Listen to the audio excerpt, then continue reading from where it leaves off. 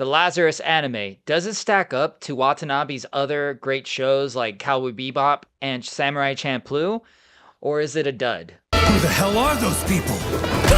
We call ourselves Lazarus. Hi guys, Antonio from ThyGeekdom.com here, and I just watched the first 4 episodes of the Lazarus anime on Max, and I gotta say I really enjoyed the show. It is reminiscent of some aspects of Cowboy Bebop and other shows from Watanabe like Samurai Champloo as well, but there are definitely some key differences. Now, to start off, the show basically sets up a version of the Suicide Squad meshed together with Ocean's 11, but for anime. The characters that we meet in the show that form the group Lazarus, which is the title of the anime, are all essentially criminals or have some sort of criminal past, and are brought together by this one individual, which is basically like the Amanda Waller of this team, that provides the directives for what they're supposed to do.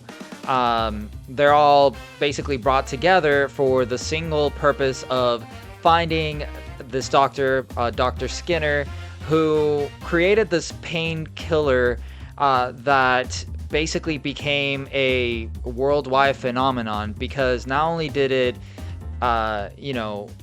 subside your headaches or, do what a pain reliever does, but it also, some people took it as a drug to feel happy and feel some sort of joy with their life, whether they're depressed or going through a tough time.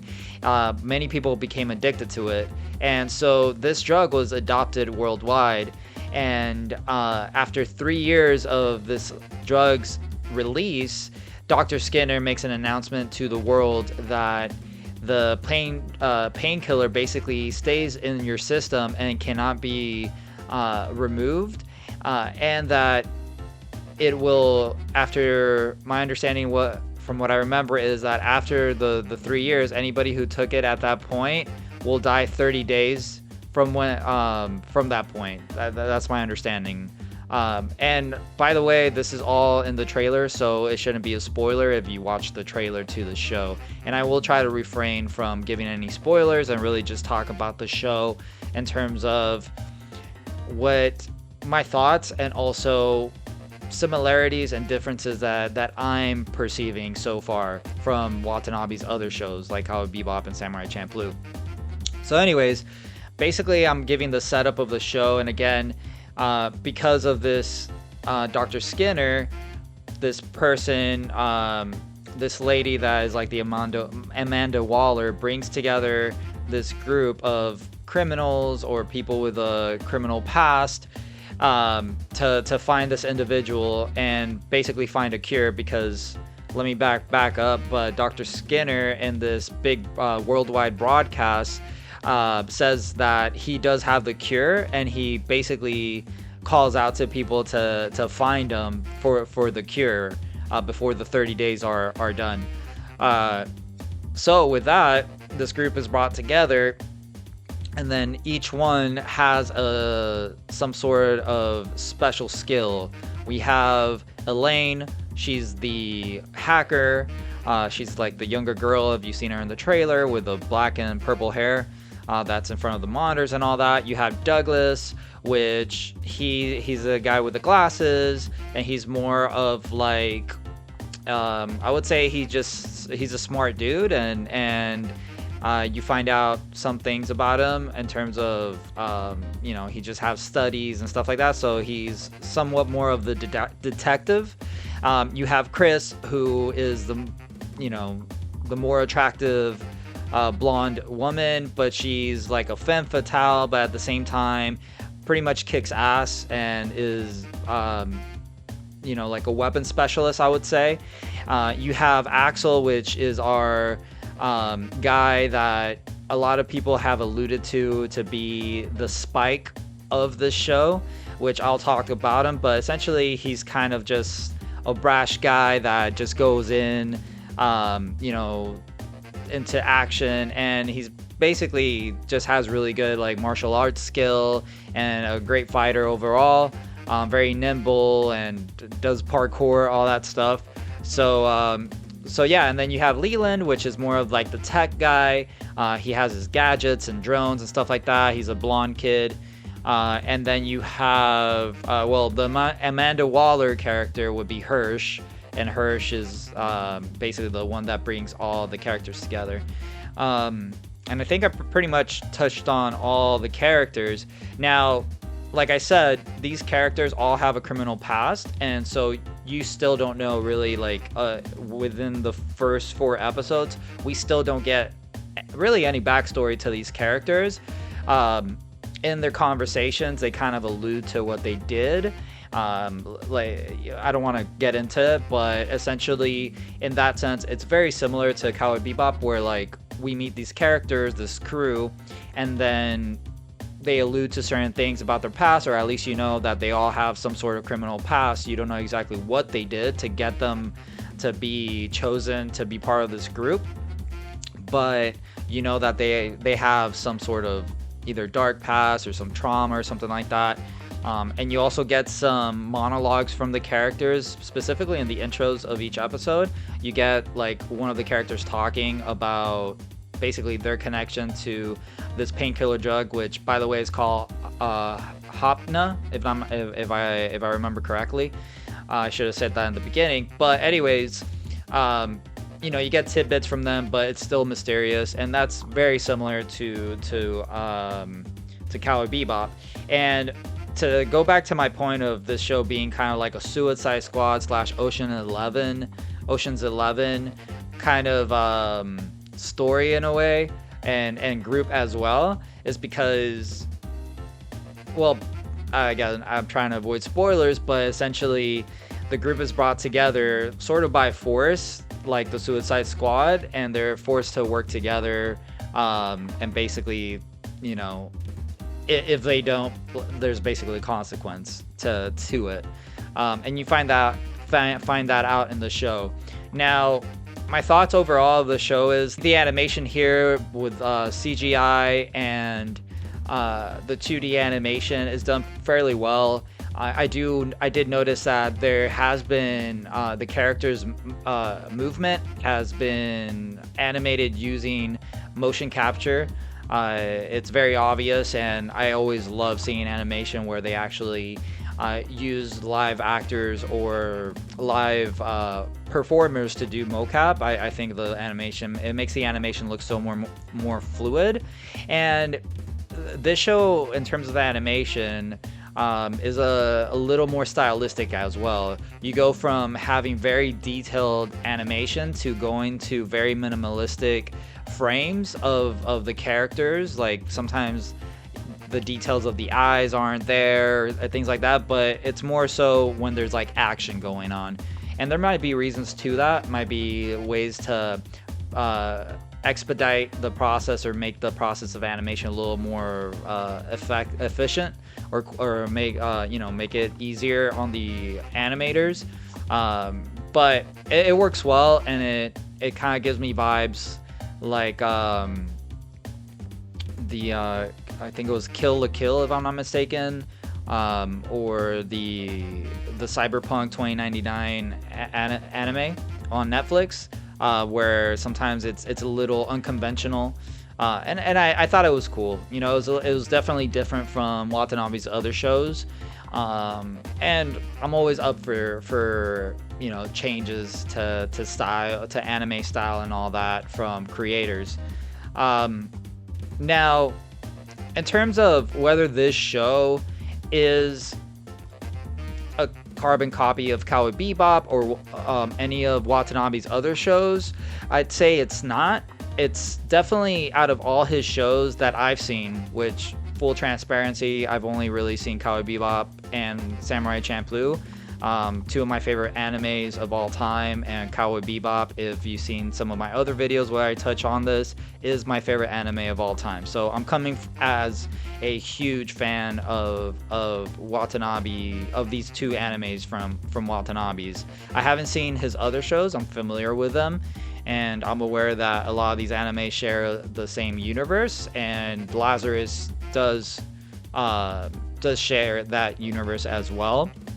Actually takes place 20 years before Cowboy Bebop. But anyways, not to get in a tangent in that, back to the similarities and differences. So like I wanted to touch on this point just because many people have talked about that, you know, they've expressed that, oh, this is just another Cowboy Bebop, or they say that, oh, Axel, which is one of the characters, which is a guy that is very, like I said, very brash, kind of a wild card. He'll go into action without thinking, and other characters call him out for that. But though he looks similar, and there are similarities to Spike, he's not the same character, and I'll explain why. But before that, I just want to say that it is akin to Cowboy Bebop, but definitely there's clear differences. The first thing is the pacing of the show. In some ways, and I might contradict myself here, but in some ways it's slower than Cowboy Bebop, and other times it's a little more fast-paced. So when I mean slower, I mean in terms of the development of the drama. They take their time here, I feel, where you have a lot of scenes of the characters just talking, literally just talking. Obviously there is a mystery involved where they're trying to find Dr. Skinner and all that. So there's a lot of strategizing, the team coming together. In the first 4 episodes, it's really just trying to find people who know Dr. Skinner and trying to see if they know where he is. That's basically what you're going to get out of the first 4 episodes. And it isn't until the 4th episode that they get a little closer, but still, it's still kind of vague in terms of, you know, if you know, how far ahead they are in finding Dr. Skinner. But in that sense, I feel like it's slower, where like you start discovering things little by little. This show very much is serialized instead of episodic like Cowboy Bebop, where Cowboy Bebop, it's basically a day in the life. You're just hanging out with these bounty hunters in the Bebop, and then they're just taking up missions or mercenaries. You know, they're bounty hunters. Sorry, they're taking bounties. So yeah, it isn't until the last third of the show in Cowboy Bebop that we follow Spike. Now here in Lazarus, it is pretty much serialized. Like the main point of the show, or the main the catalyst of the show, or the point of not the show but the drama, right? The plot is already set up. Like Dr. Skinner makes an announcement about Hopna, this drug that everybody's been taking for several different reasons. They have it in their system, they can't get it out, and now basically anybody who's used it is gonna die in 30 days. And then so he's got the cure, and so this team, this ragtag group of like criminals are brought together with the sole purpose of finding Dr. Skinner. And that's really so far what the show's about. It is episode 4. If the show is gonna be about the same length as Cowboy Bebop, which was like 26 episodes, then anything could happen. I mean, it's really early on, and there's only so much that I feel that they could do in terms of, you know, going from episode to episode and not finding Dr. Skinner, you know, and making the plot like evolve more from there. So anything, basically to say that anything could happen, but so far it really is just episode to episode is just moving the plot ahead to finding Dr. Skinner. And in doing that, they do take their time. And so being used to Cowboy Bebop and also Samurai Champloo, where like almost every single episode there's something new going on, and there's not really like a main plot per se, until maybe towards the end, like, you know, there's like an arc or something like that going on.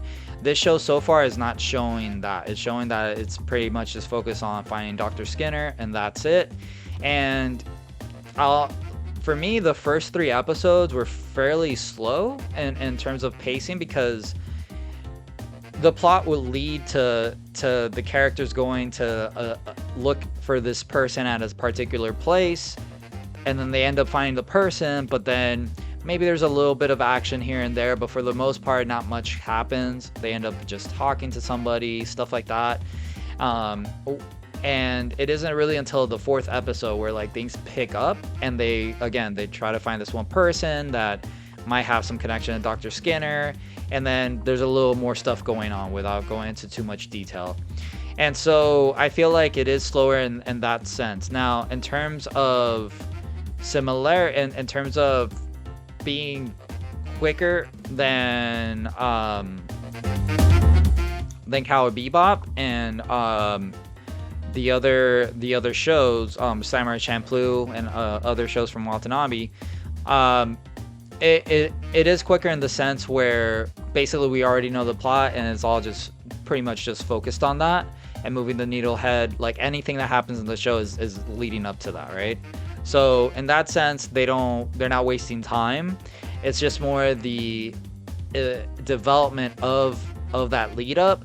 They are like, you know, it's a lot of scenes talking and like strategizing and stuff like that, and just seeing the dynamic between the characters,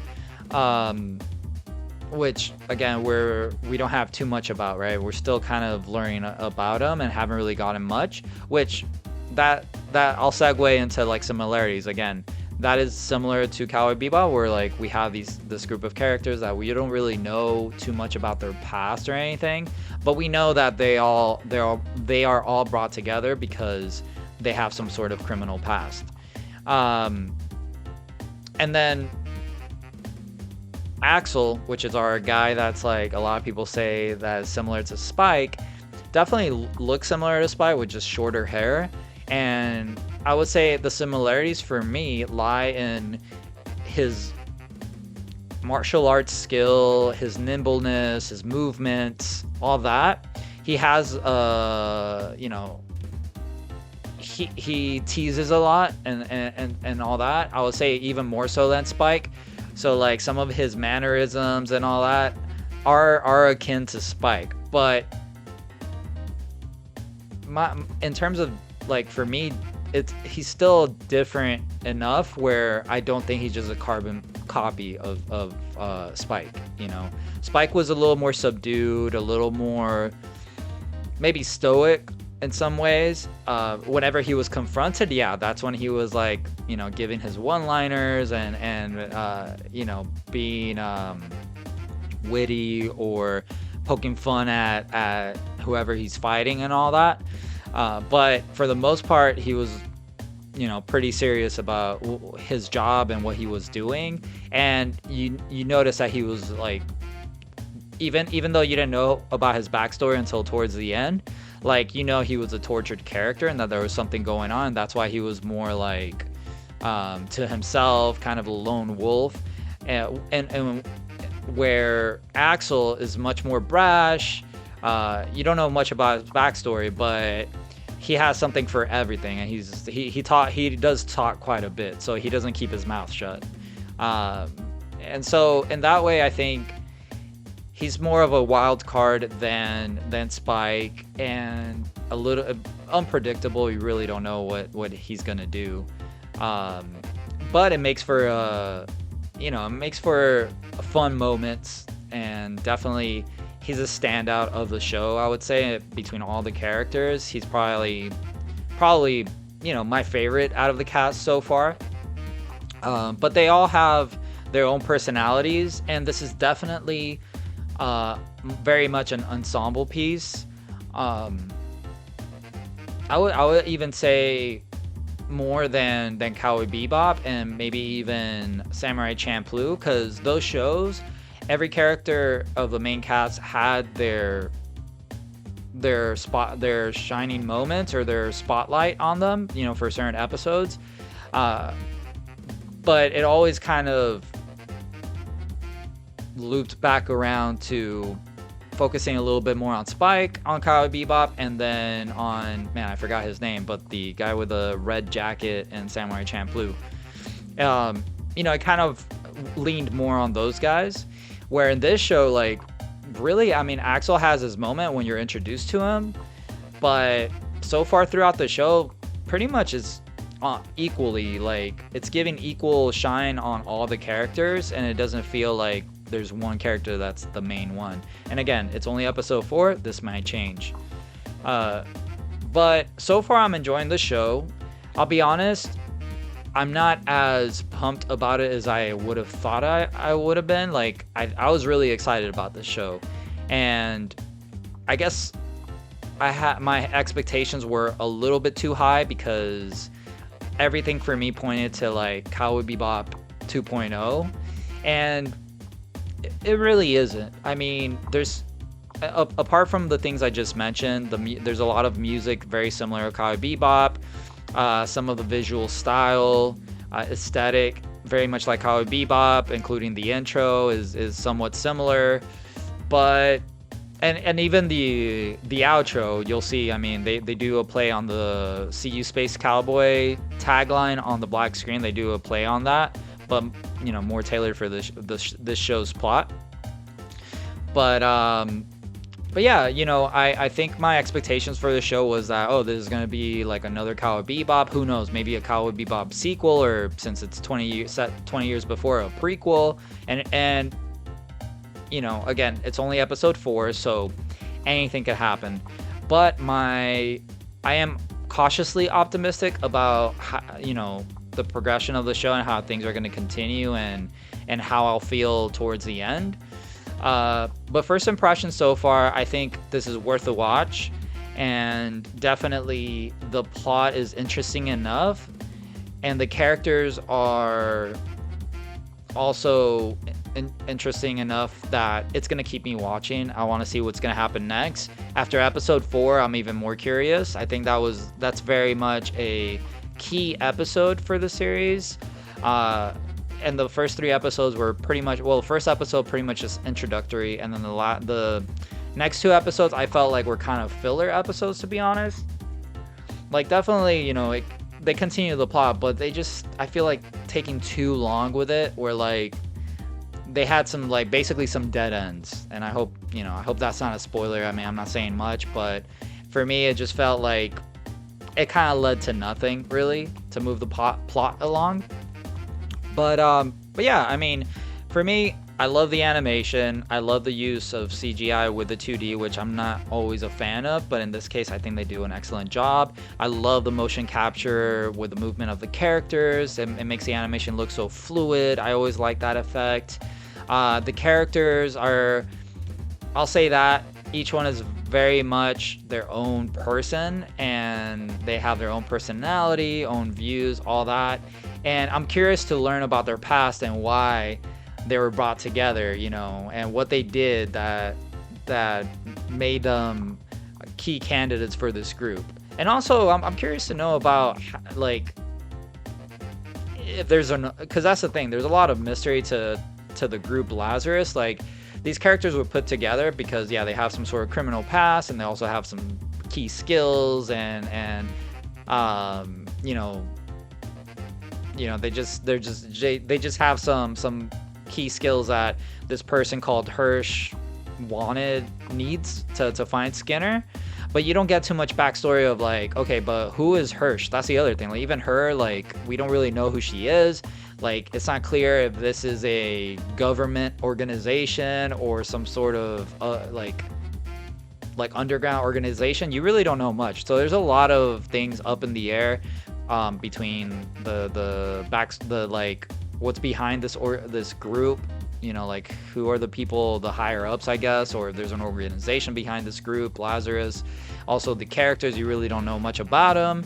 You get little hints of things they've done or where they came from, but you really don't know much about what got them here. So I'm curious to see more about this, and I'm definitely going to continue to watch the show and see where it goes. But anyways, guys, that'll do it for me. Let me know if you want to get my final thoughts once the whole season of Lazarus is out, and I'll talk about, you know, what I thought about the overall show and give my quick review on it. But yeah, what do you guys think? Have any of you watched the show so far? What are your thoughts? What are you enjoying? What are you not enjoying so much at the moment? And yeah, let me know any theories or predictions you have of the show as well. I'd be curious to discuss that in the comments. But for everything else, like and subscribe to the channel. And until next time, thank you for watching. I'm Antonio from ThyGeekdom.com. I'll see you around.